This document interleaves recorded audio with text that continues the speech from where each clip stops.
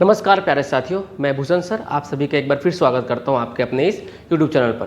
प्यारे साथियों, आज हम पढ़ने वाले हैं ग्रामेटिकल कॉन्सेप्ट्स, मतलब ऐसे शानदार क्वेश्चंस जिसमें आपको ग्रामर एरर देखने को मिलेंगे जो आपके एग्जाम्स में पूछे गए हैं कहीं ना कहीं, चाहे वो SSC CGL हो, CHSL हो, व्यापम हो या PSC हो या किसी भी प्रकार के एग्जाम हो, सारे एग्जाम में पूछे गए ग्रामेटिकल एरर के आज हम 15 क्वेश्चन देखने वाले हैं जो कि मोस्ट इंपॉर्टेंट है और मैक्सिमम जगह पर पूछे गए। तो चलिए वीडियो को शुरू करते हैं।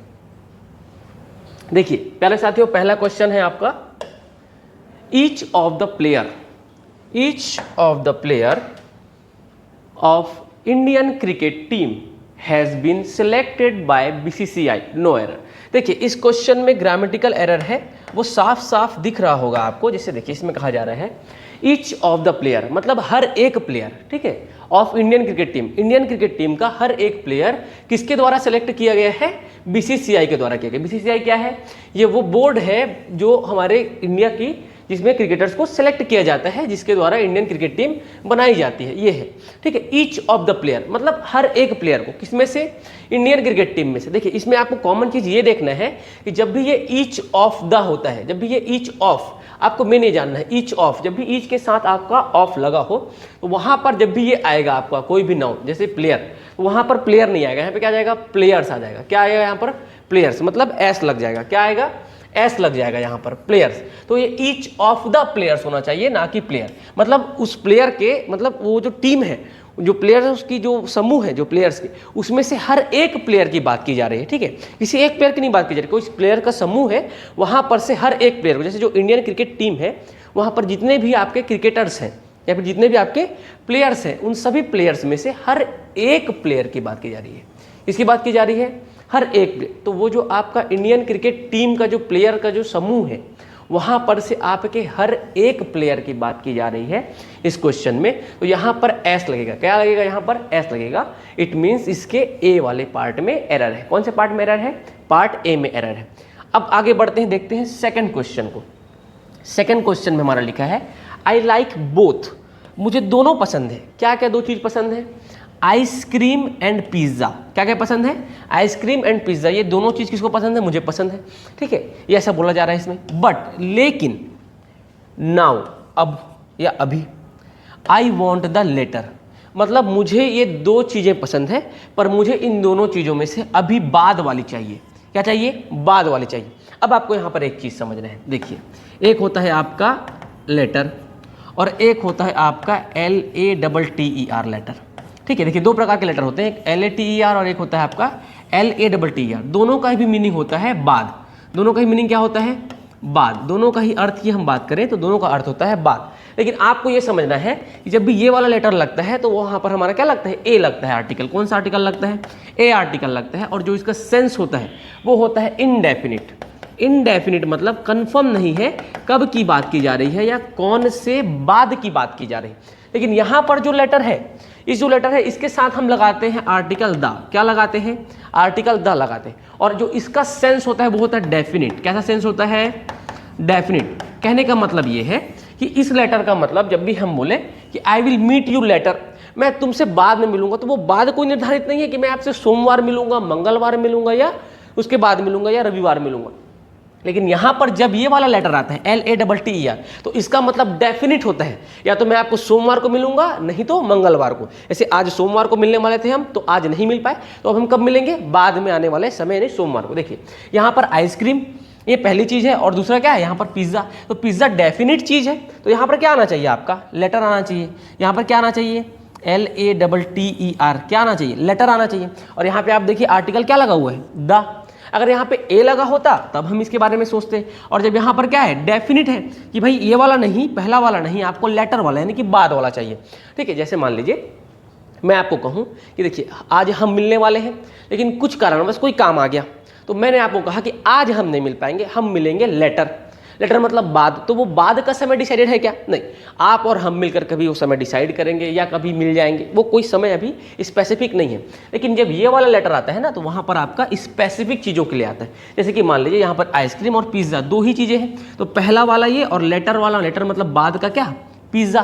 तो यहाँ पर क्या चाहिए? मुझे दोनों पसंद है, आइसक्रीम और पिज्ज़ा दोनों पसंद है, दोनों में कोई दिक्कत नहीं है। पर अभी, लेकिन अभी, नाउ, अभी मुझे क्या चाहिए, I want the letter, I want the आया पहले आर्टिकल, उसके बाद लेटर शब्द दिखा, तो आपको क्या चाहिए, पिज्जा।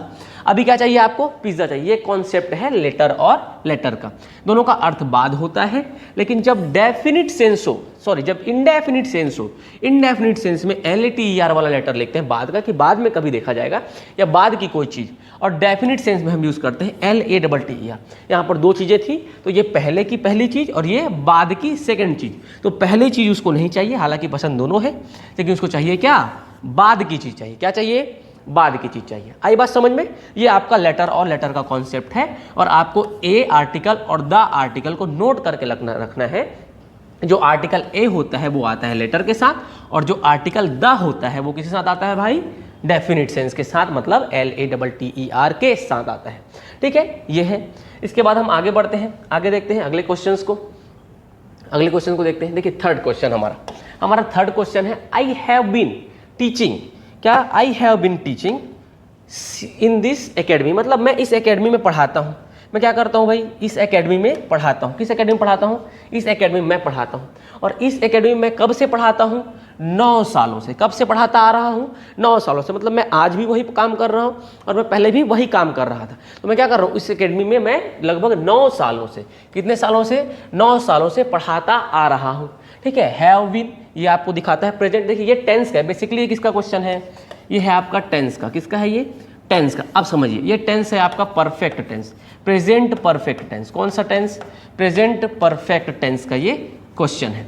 अब समझिए बात को, आई हैव बिन टीचिंग, जब भी मैं कहूँ कोई बात को कि मैं इतने समय से इस काम को करता आ रहा हूँ, और जब वो समय एकदम स्पेसिफिक ना हो कि भाई मैं 2023 से 2022 से मैं 2019 से मैं कब से कर रहा हूँ, ये डेफिनेट नहीं, बस मैंने क्या कह दिया, पिछले 9 सालों से। कब से, पिछले 9 सालों। जब हमारा डेफिनेट सेंस ना लगे तो यहाँ पर आपको फॉर लगाना होता है। क्या लगाना होता है, फॉर। और जब डेफिनेट सेंस हो तो क्या लगाना होता है, सिंस। इसके साथ आप लिखिए डेफिनेट। जब आपको एग्जैक्ट टाइम पता हो कि हाँ भाई इतने सालों से, इस समय से मैंने भाई 2022 से 2021 से 2020 से 18 से 17 से जब भी शुरू किया पढ़ाना तब से। और सिंस मतलब इसमें आप कहो डेफिनेट, माफ़ कीजिए यहाँ पर ये इनडेफिनिट है, मैं बोल सही रहा हूँ पर यहाँ पर लिखने में मिस्टेक हो, ये इनडेफिनिट सेंस के लिए है और ये आपका क्या है, डेफिनिट सेंस के लिए। मतलब जब भी मैं साल बोलूँ कि मैं 2017 से पढ़ा रहा हूँ, 16 से पढ़ा रहा हूँ, तो वहाँ पे क्या लगेगा, सिंस लगेगा। लेकिन जब मैं बोलूँ कि मैं पिछले 5 साल, 10 साल, 9 साल, 8 साल, तो वो साल कंटिन्यू है क्या, मतलब हमको पता है क्या कि कब से 10 साल या कौन से 10 साल या कौन वाले 10 साल, तो वहाँ पे क्या आ जाएगा, फॉर।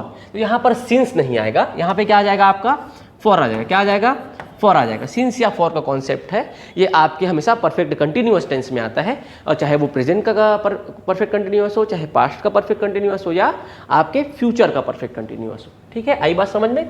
यहाँ पर आएगा सिंस लास्ट 9 ईयर की जगह पे फॉर लास्ट 9 ईयर्स, मतलब वो 9 साल जो मुझे पता नहीं है, पर वो पिछले 9 साल हैं, कब से कब तक के हैं वो ज्ञात नहीं है, वो इसमें नहीं बताया गया।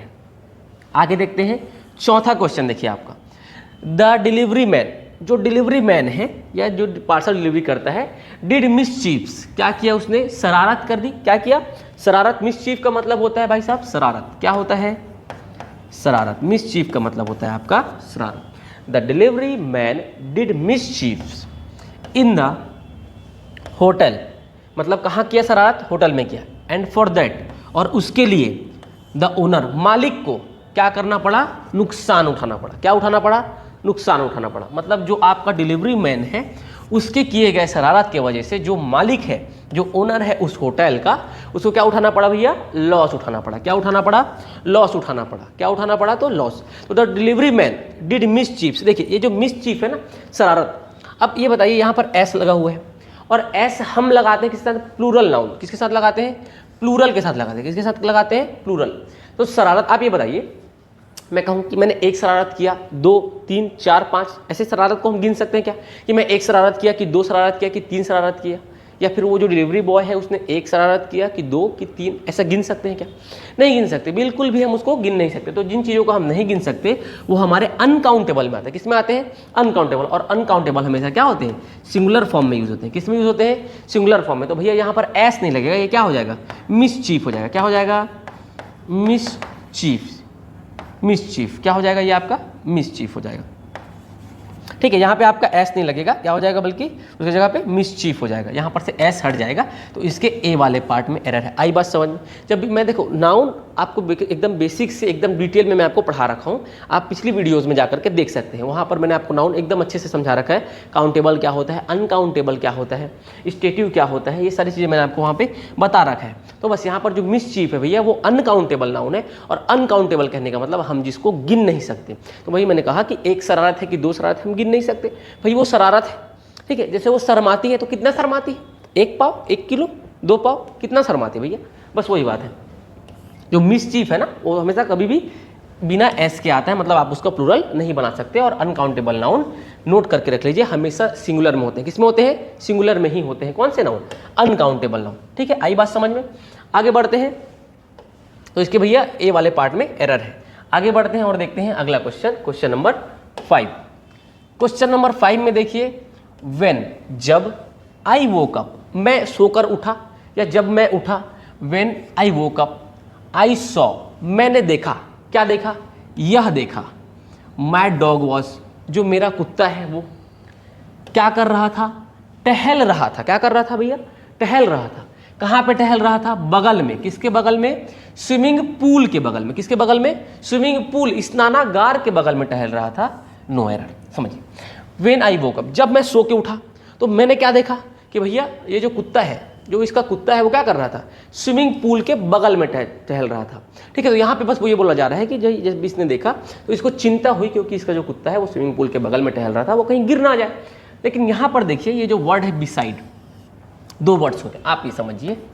एक होते हैं आपके बिसाइड्स, ये जो यहाँ पर लिखा हुआ है, एक होता है आपका बिसाइड। क्या होता है? बिसाइड। आप समझिए दोनों का मीनिंग। तो ये जो आपका बिसाइड्स होता है ना, इसका मतलब होता है भैया अलावा। क्या होता है? अलावा या के अलावा।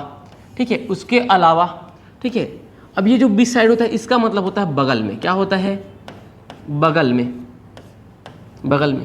तो यहाँ पर बताइए, यहाँ पर ये वाला बिसाइड्स आना चाहिए कि ये वाला बिसाइड आना चाहिए? बताइए, यहाँ पर लिखा हुआ है एस वाला, लेकिन भैया इसका मतलब क्या होता है? अलावा। और इस क्वेश्चन को आप, इस सेंटेंस को आप पढ़ेंगे तो आपको क्या लग रहा है कि भाई जो कुत्ता है वो स्विमिंग पूल के अलावा टहल रहा था कि स्विमिंग पूल के बगल में टहल रहा था कि स्विमिंग पूल के किनारे टहल रहा था? तो यहाँ पर हमको सेंस बनता है कि ये स्विमिंग पूल के किनारे टहल रहा था, तो ये वाला आएगा। यहाँ पर क्या आएगा?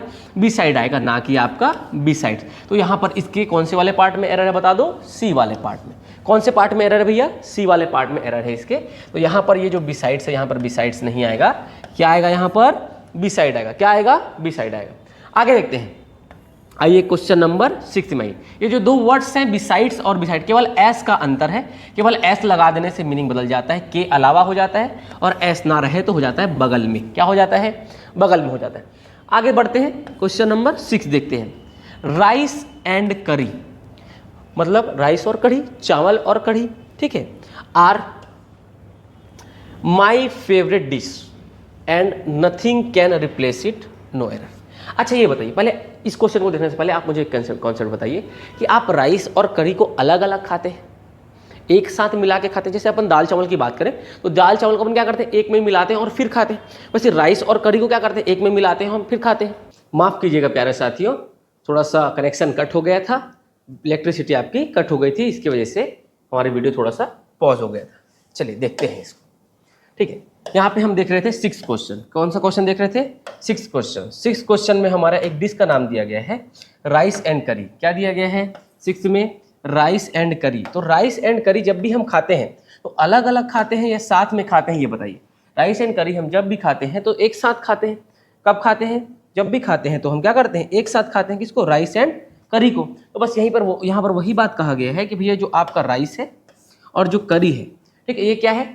मेरा फेवरेट डिश है, मतलब मेरा फेवरेट जो डिश है ये है, ठीक है। And nothing can replace it, और इसकी जगह मेरे जीवन में कोई भी नहीं ले सकता। ऐसे कहते हैं ना कि वो मुझे बहुत पसंद है या मैं उससे बहुत प्रेम करता हूँ, मेरे जीवन में वो उस व्यक्ति का स्थान कोई नहीं ले सकता। वैसे इसके जीवन में ये राइस एंड करी जो डिश है इसका स्थान कोई दूसरा नहीं ले सकता। और ये व्यक्ति जब कह रहा है ना, तो राइस एंड करी एक ऐसी डिश है जिसको हम क्या करते हैं? साथ में खाते हैं। और एक डिश की बात की जा रही है। किसकी बात की जा रही है? डिश की, मतलब राइस और करी आपस में मिला करके एक डिश बन रहे हैं। क्या बन रहे हैं? आपस में ये मिला करके एक डिश बन रहे हैं, राइस एंड करी। तो हम यहाँ पे क्या लगाएंगे? आर नहीं लगाएंगे, क्या लगाएंगे? इज लगाएंगे। देखिए यहाँ पर आप समझिए, जो भी हमारा प्लूरल रहता है नाउन, जब भी हमारा नाउन क्या रहता है, प्लूरल रहता है, तो वहाँ पे हम क्या लगाते हैं, आर लगाते हैं। क्या लगाते हैं, आर लगाते हैं। लेकिन जब सिंगुलर रहता है तो वहाँ पे इज लगाते हैं। तो यहाँ पर हम इनको एक यूनिट की तरह बोल रहे हैं। मतलब राइस एंड करी अपने आप में एक डिश है, जैसे ब्रेड एंड बटर। तो ब्रेड एंड बटर क्या है, अपने आप में एक डिश है। जैसे हम बात करें जब खाने के लिए ब्रेड एंड बटर, तो वो सारे क्या है, अपने आप में डिश है। लेकिन जब हम इनको अलग अलग बोले, क्या करें, अलग अलग बोले, जैसे ब्रेड एंड बटर दोनों अलग अलग चीज हो जाए, तब हम क्या करें, जैसे मैं कहूं कि किसी शॉप में ना तो ब्रेड है ना ही बटर है, तो वहां पे दो अलग अलग चीज हो गए। लेकिन मैंने कहा कि मुझे ब्रेड एंड बटर खाना पसंद है, तो ब्रेड एंड बटर क्या है, एक डिश है। और यहाँ पर देखिए डिश लिखा हुआ है, ठीक है, इज माई फेवरेट डिश, मतलब राइस एंड करी ये पूरा एक डिश का नाम है। किसका नाम है, डिश का नाम है। तो यहाँ पर ये क्या है, सिंगुलर नाउन है, इसलिए यहाँ पर आर नहीं लगेगा, यहाँ पे आपका लगेगा एस। क्या लगेगा प्यारे साथियों, एस लगेगा। चलिए आगे बढ़ते हैं, आगे देखते हैं, आगे देखते हैं 7th क्वेश्चन। 7th क्वेश्चन में आप देखिए 7th क्वेश्चन में है फिनलैंड।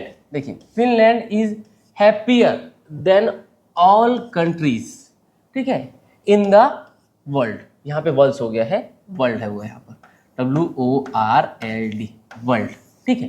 क्या कहा जा रहा है भैया, जो फिनलैंड है वो क्या है, बहुत ज्यादा हैप्पियर है, सबसे हैप्पियर है, वर्ल्ड की जितनी भी कंट्री है क्या है, उनसे ज्यादा खुश है। मतलब खुशी, जो आप हैप्पीनेस इंडेक्स देखते हैं ना, वहां पर सबसे ज्यादा हैप्पीएस्ट कंट्री कौन सा है, फिनलैंड है। और वो क्या है, बाकी सभी कंट्रियों से क्या है, हैप्पी है। तो मतलब जो ये फिनलैंड है, इसका कंपेयर हम किससे कर रहे हैं बताइए, तो इन बाकी कंट्रीज से। तो ये जो फिनलैंड है ये खुद भी तो एक कंट्री है, खुद भी एक कंट्री है ना। तो जब ये फिनलैंड खुद भी एक कंट्री है, तो इसका ऑल कंट्रीज से कैसे कर सकते हैं, है ना। जैसे समझिए बात को, फिनलैंड इज हैप्पियर देन, तो जब भी आपका मैं कंपेयर करूं, तो मैं आपका कंपेयर आपसे करूंगा क्या, नहीं, मैं करूंगा कि आप सबसे बेहतर स्टूडेंट हैं इस पूरे क्लास में, तो इस पूरे क्लास के बाकी बच्चों से मैं आपका कंपेयर कर रहा हूं। वैसे मैं इस कंट्री का जो है वो कंपेयर बाकी अदर कंट्रीज से कर रहा हूं, जो कंट्रीज बच गई हैं इसके अलावा, इसका मैं कंपेयर इनसे कर रहा हूं। और यहां पर देखिए, यहां पर कुछ नहीं लिखा है, यहां पर केवल क्या लिखा है, ऑल कंट्रीज। तो ऑल कंट्रीज में तो ये भी शामिल हो गया, हुआ कि नहीं हुआ। लेकिन हम तो इसको पहले लिख चुके हैं, तो हम क्या करेंगे, इसका कंपैरिजन करेंगे बाकी कंट्रीज के साथ। और यहां पर देखिए, अगर आपको लग रहा हो सर ऐसे में, तो हम इसको सुधार सकते हैं, इसको सुधार सकते हैं, देन को।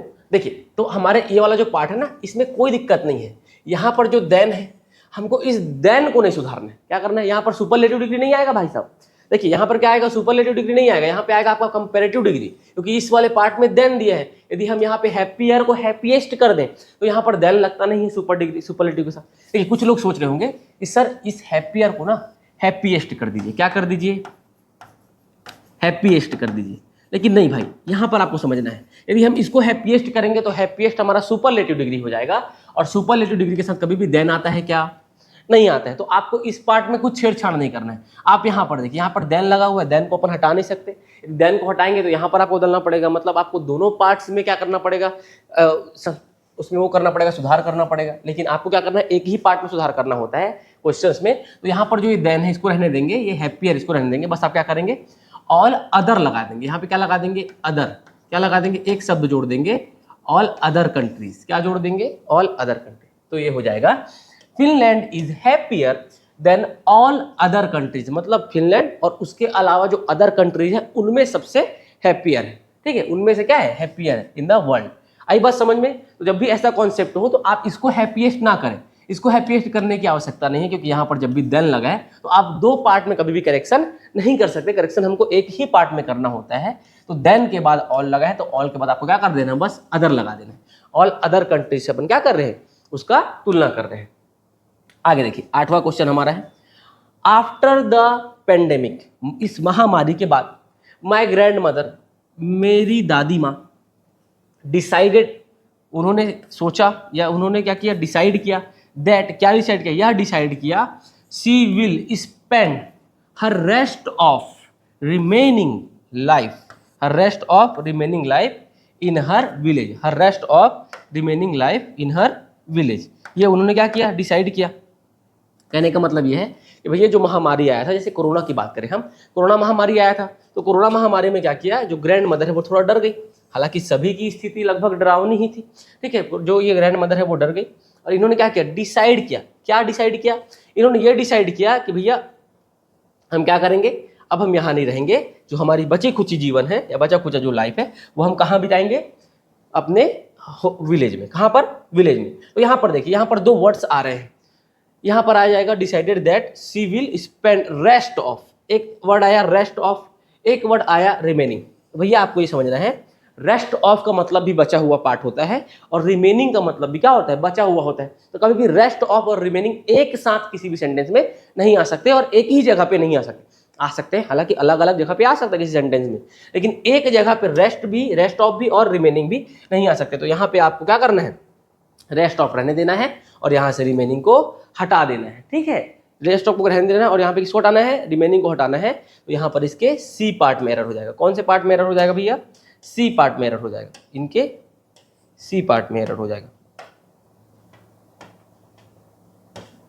इनके ये वाले सी वाले पार्ट में एरर हो जाएगा। ठीक है, क्योंकि रेस्ट ऑफ का मतलब भी बचा हुआ होता है और आपके रिमेनिंग का अर्थ भी क्या होता है, बचा हुआ ही होता है। आगे बढ़ते हैं, आगे बढ़ते हैं और देखते हैं हमारा 9th क्वेश्चन। ठीक है, 9th क्वेश्चन में हमारा है, इधर देखिए, नीदर द पेरेंट्स। देखिए इसको नाइदर भी पढ़ते हैं लोग और नीदर भी पढ़ते हैं, आपको जैसा ठीक लगे आप पढ़ सकते हैं, नीदर भी पढ़ सकते हैं और नाइदर भी। तो neither the parents nor the teacher are understanding the students of class 10th, no error. चलिए बताइए, देखिए यहाँ पे कहा जा रहा है नीदर द पेरेंट्स, मतलब यहाँ पर जो पेरेंट्स है ये भी एक नाउन है और इसका प्लूरल फॉर्म दिया गया, मतलब बहुत सारे पेरेंट्स हैं। तो ना तो पेरेंट्स, ना ही टीचर, है ना ही शिक्षक, ना तो पेरेंट्स, ना ही अभिभावक और ना ही शिक्षक क्या कर रहे हैं, अंडरस्टैंड कर रहे हैं किसको, स्टूडेंट्स को। कौन से क्लास के, 10th क्लास। ऐसा होता है, कोई समय ऐसा होता है कि जो माँ बाप होते हैं, जब बच्चा 10th में पहुंच जाता है तो बोलते हैं खुद जिम्मेदार है बच्चा, खुद अपने हिसाब से समझ जाएगा और उनकी परेशानियों को नज़रअंदाज कर देते हैं। ऐसा जनरली होता है। तो बस वही बात यहाँ पे कही जा रही है, लेकिन यहाँ पर आपको देखना है कि हेल्पिंग वर्ब आर लगा है। क्या लगा है, आर लगा है। तो आपने कहा सर आर तो बिल्कुल सही है, क्यों, क्योंकि भैया यहाँ पर क्या लगा हुआ है, पेरेंट्स लगा हुआ है, एस लगा हुआ है, सर प्लूरल नाउन है, तो प्लूरल नाउन में तो हम आर लगाते ही हैं। तो लेकिन बच्चे आपको ये ध्यान रखना है कि जब भी यहाँ पर नीदर नॉर का कॉन्सेप्ट हो तो आपको ये जो हेल्पिंग वर्ब है, ये हेल्पिंग वर्ब के को इस हिसाब से लगाना है, जो नाउन, हेल्पिंग वर्ब को उस नाउन के हिसाब से लगाना है जो नाउन आपके नॉर के बाद आ रहा हो। किसके बाद आ रहा हो, नॉर के बाद। जैसे नीदर नॉर, समझिए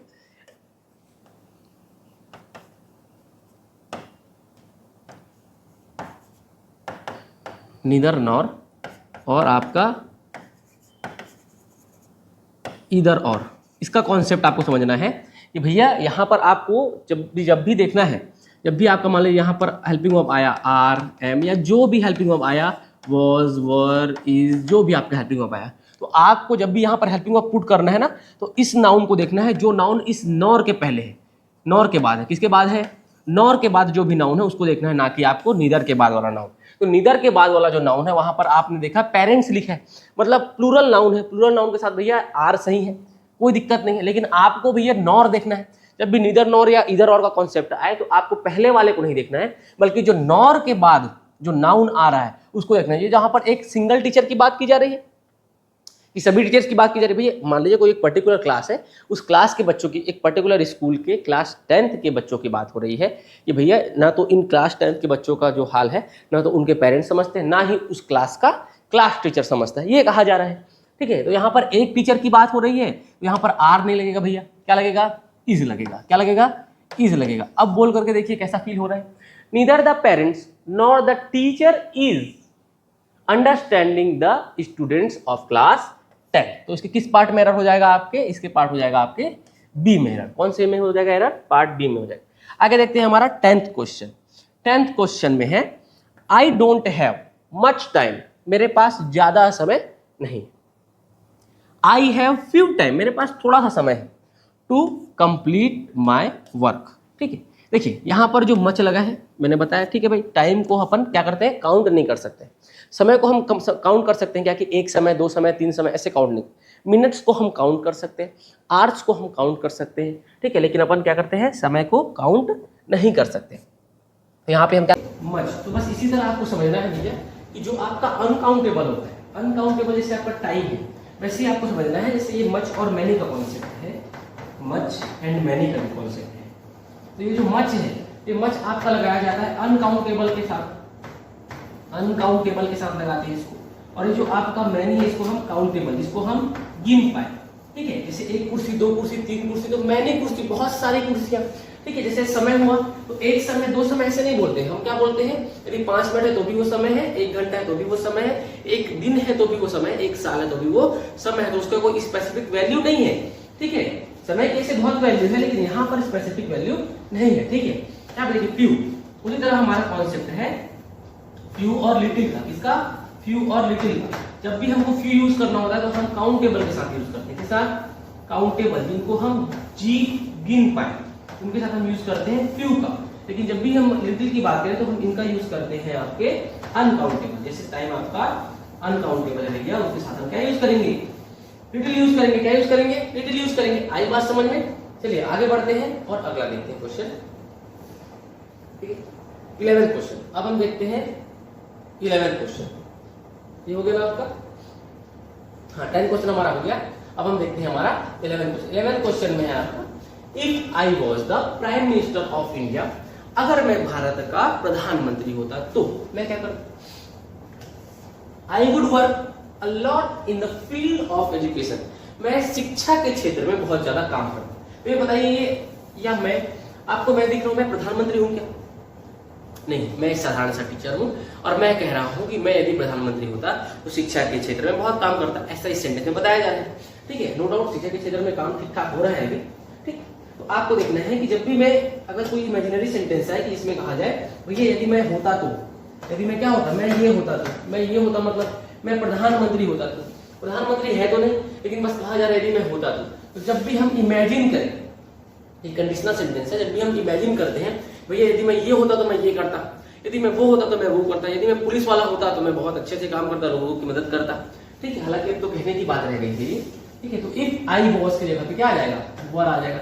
यहां पर हम आपके ना, यहां पर हम आपका टेंस का कॉन्सेप्ट नहीं लगा रहे हैं। यहाँ पर ये कंडीशनल सेंटेंस, इमेजिनरी सेंटेंस का कॉन्सेप्ट है, जहां पर आपका सब्जेक्ट सिंगुलर हो प्लूरल हो मैटर नहीं करता। जब भी आप इमेजिन कर रहे हैं कि यदि मैं ये होता, यदि राम ये होता, यदि श्याम वो होता तो वो ये कर देता, तो यहाँ पर आपका हमेशा क्या लगेगा, वर्ब। एक कॉन्सेप्ट होता है आपका टेंस का, वॉज और वर का। ये आपका टेंस होता है और ये होता है आपका पास्ट कंटिन्यूअस। कौन सा, पास्ट कंटिन्यूअस आपका ये टेंस होता है भैया। इसके साथ हम लगाते हैं प्लस वर्ब का फोर्थ फॉर्म। क्या लगाते हैं, वर्ब का फोर्थ फॉर्म। लेकिन यहाँ पर आपका जो वर्ब है वो एज अ टेंस नहीं यूज हुआ है, बल्कि कंडीशनल के फॉर्म पे यूज हुआ है।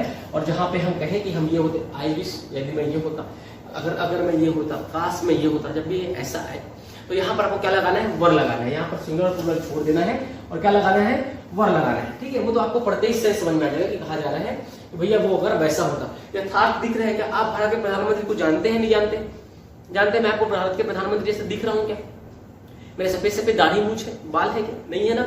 मोदी जी के आप देख सकते हैं भाई, उनकी सफेद दाढ़ी है, सफेद बाल है, तो मैं किसी भी एंगल से नरेंद्र मोदी जी लग रहा हूं क्या? नहीं। तो आपको पता है ये कि ये व्यक्ति प्रधानमंत्री नहीं है, बस इसने इमेजिन किया है यदि मैं प्रधानमंत्री होता तो मैं ये काम आपका कर देता। आगे देखते हैं 12वां 12th। It's very bad to abuse someone older than you no enough, ठीक है। यह बहुत बेकार बात है ना, किसी को अपने से बड़ों को छेड़ना या गाली देना बहुत खराब बात है। अपने से बड़े को क्या करना, गाली देना या छेड़ना या उसके बारे में बुरी बातें करना बहुत खराब बात है, ठीक, कोई दिक्कत नहीं। अब यहाँ पे क्या दिक्कत है सर, ये तो सही बात है, लेकिन भैया दिक्कत यहाँ पर है, आपको समझना है। एक ये होता है ITS इट्स, एक होता है भैया IT अपॉस्ट्रोफी इस, ठीक है। तो ये जो ITS होता है ना, इसका मीनिंग होता है उसका। जब भी कोई निर्जीव चीज की बात करे या कोई वस्तु की बात करे या कोई पेट या जानवर की बात करे, वहां पे हम इसको लगा देते हैं कि भाई यह मेरे कुत्ते का खाना है, तो यह उसका खाना है, इट इज इट्स फूड, ठीक है। जैसे मैं लिखूं, समझिए,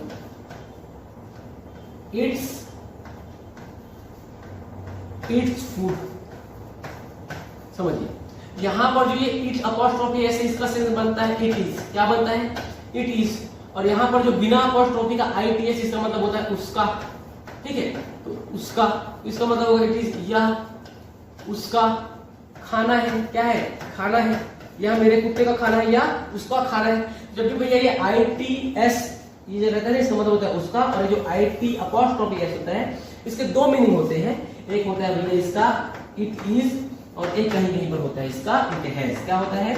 इट हैज होता है। और यहाँ पर कहा गया है इट इज, यानी कि हमको ये वाले इट्स का प्रयोग करना है, ना कि ये वाले का। और यहाँ पर अपॉस्ट्रोफी वाले का यूज ना हो करके बल्कि इस वाले का यूज हुआ है, तो आपको यूज करना था यहाँ पर इट इज वाला इट्स। ठीक है, आई बात समझ में? इट्स और इट्स में डिफरेंस समझ पाए भैया? ITS जो होता है उसका मतलब होता है उसका या उसकी।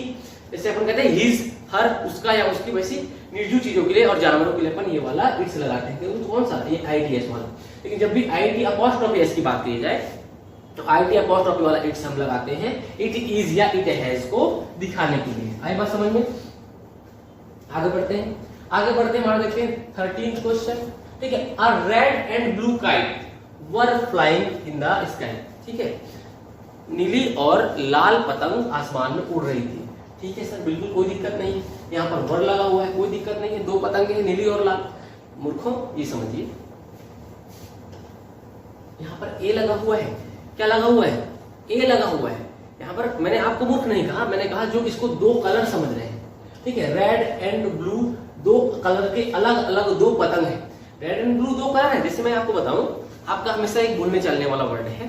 ठीक है, रेड एंड ब्लू की जगह पे आप बोलिए ब्लैक एंड व्हाइट। क्या बोलिए? Black and white. भाई आज तूने कौन से शर्ट पहने? Black and white. तो जो इसको रेड एंड ब्लू करके यहाँ पर दो काइट समझ रहे हैं, तो दो काइट नहीं भैया, वो है आपका रेड एंड ब्लू दो कलर। कौन सा कलर है? दो कलर है आपके, रेड एंड ब्लू। काइट एक ही है। यहाँ पर देखिए आ लगा हुआ है। क्या लगा हुआ है? आ लगा हुआ है। तो आ रेड एंड ब्लू काइट।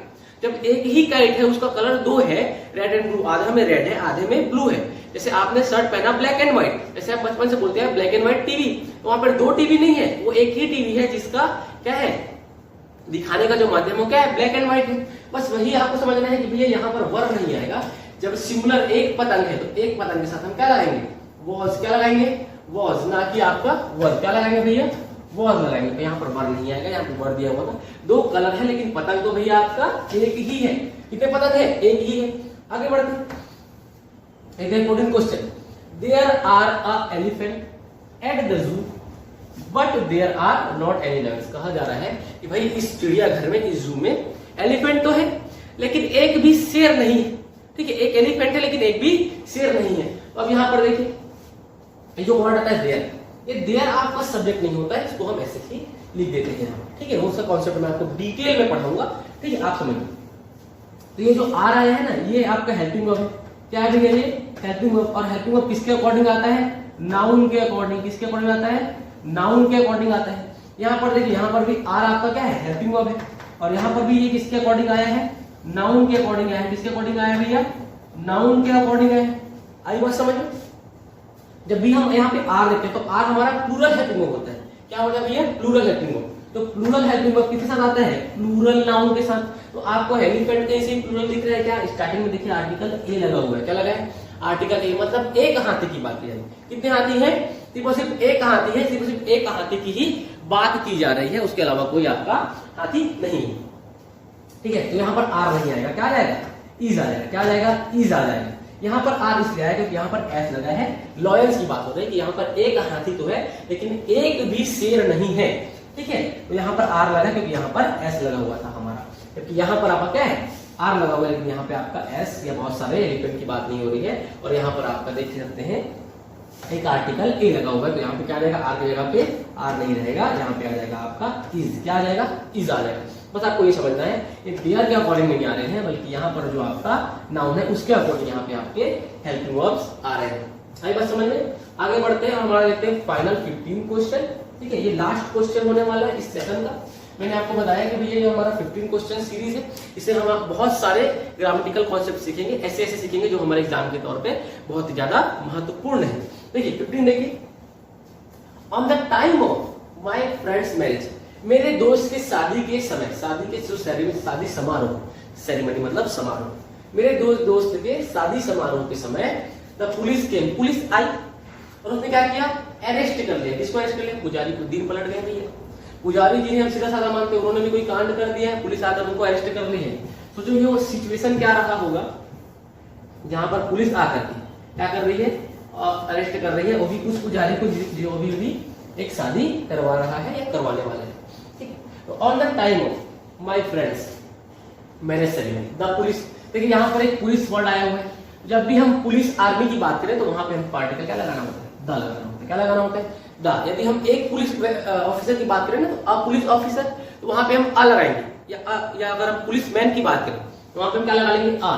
लेकिन जब पुलिस, अपन एक समूह की बात करें, जब एक सिंगल नेम देते हैं बहुत बड़े उसको समूह को, तो उसको क्या बोल देते हैं, एक सिंगुलर बोल देते हैं। पुलिस क्या जाएगा, द आ जाएगा, क्योंकि भैया द पुलिस की बात की जा रही है। ठीक है, came and arrested the police. तो सर ठीक है, कोई दिक्कत नहीं, जब पुलिस के साथ द आना है, द आया तो हुआ है, फिर दिक्कत कहाँ है आपको, दिक्कत भैया यहाँ पर है। कहां पर दिक्कत है, ऑन में दिक्कत है। ये ऑन कैसे आ गया, हम बचपन से पढ़ते आए हैं, the book is on the table. जो ऑन है ना, वो यूज होता है उस चीज पर जब एक चीज के ऊपर दूसरी चीज टच हो रही हो। जैसे ये जो टेबल है, मान लीजिए ये टेबल है, the pen is on the table. इस टेबल के ऊपर ये पेन है, तो इस पेन का सरफेस और इस टेबल का सरफेस आपस में टच हो रहा है और ये इसके ऊपर रखा हुआ है, तब हम लिखते हैं ऑन। तो यहाँ पर क्या है, शादी के समारोह के समय बोला जा रहा है, ठीक है ना, कि शादी के समारोह के समय के ऊपर, ऐसा नहीं कहा जा रहा है। तो जब भी कोई समय हो या कोई मूवमेंट हो, वहां पे हम लगाते हैं एट। तो एट द टाइम या एट द मूवमेंट, तो यहाँ पे क्या हो जाएगा आपका, एट हो जाएगा। क्या हो जाएगा, एट हो जाएगा। एट स्पेसिफिक चीजों के लिए लगाया जाता है, at the time, at the movement, at the railway station, at the bus stop. ठीक है, ये इन सारी चीजों के लिए क्या लगाता है, आपके एट लगाया जाता है। जैसे अपन बोले महात्मा गांधी के बारे में हम जानते हैं, महात्मा गांधी के ऐसे सभी को याद होगा, बचपन में बहुत लिखे, Mahatma Gandhi was born on 2 अक्टूबर 1869, ऐसे जो भी है। उसके बाद लगाते हैं एट पोरबंदर इन गुजरात। क्या बोलते हैं भैया, एट पोरबंदर इन गुजरात, मतलब स्पेसिफिक जगह क्या है, पोरबंदर, और वो कहां पर स्थित है, इन।